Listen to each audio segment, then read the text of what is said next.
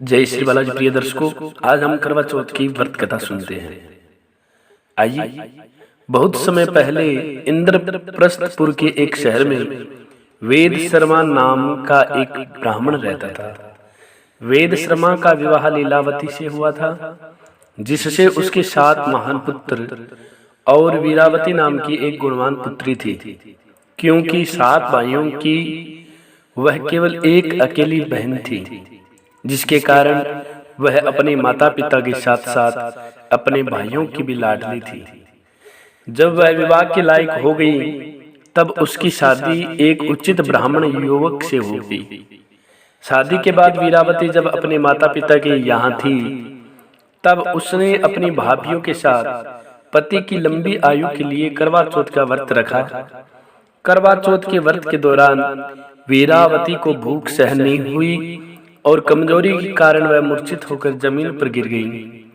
सभी भाइयों से उनकी प्यारी बहन की दयनीय स्थिति सहन नहीं हो पा रही थी।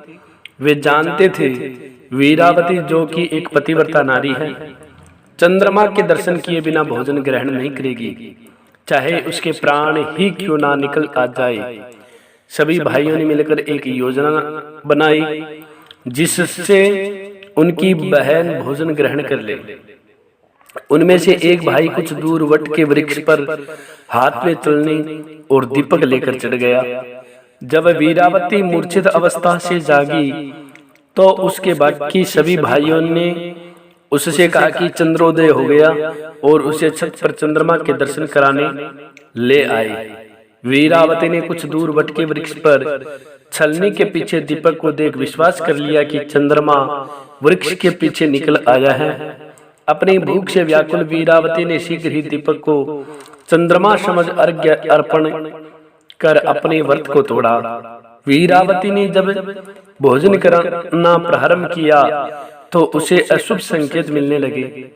पहले कोर में उसे बाल मिला, दूसरे में उसे छींक आई और तीसरे कोर में उसे अपने ससुराल वालों से निमंत्रण मिला।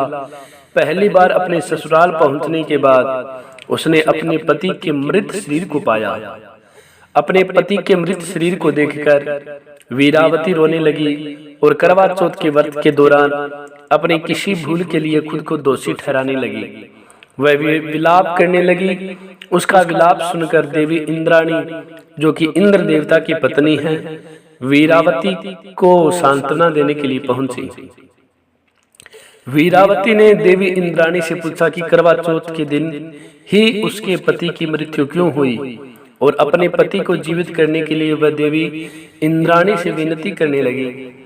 वीरावती का दुख देखकर देवी इंद्राणी ने उससे कहा कि उसे चंद्रमा को अर्घ्य अर्पण किए बिना ही व्रत को तोड़ा था, जिसके कारण उसके पति की असामयिक मृत्यु हो गई। देवी इंद्राणी ने वीरावती को करवा चौथ के व्रत के साथ साथ पूरे साल में हर माह की चौथ के व्रत करने की सलाह दी और उसे आश्वासित किया कि ऐसा करने से उसका पति जीवित लौट आएगा। इसके बाद वीरावती सभी धार्मिक कृत्यों और मासिक उपवास को पूरे विश्वास के साथ करती।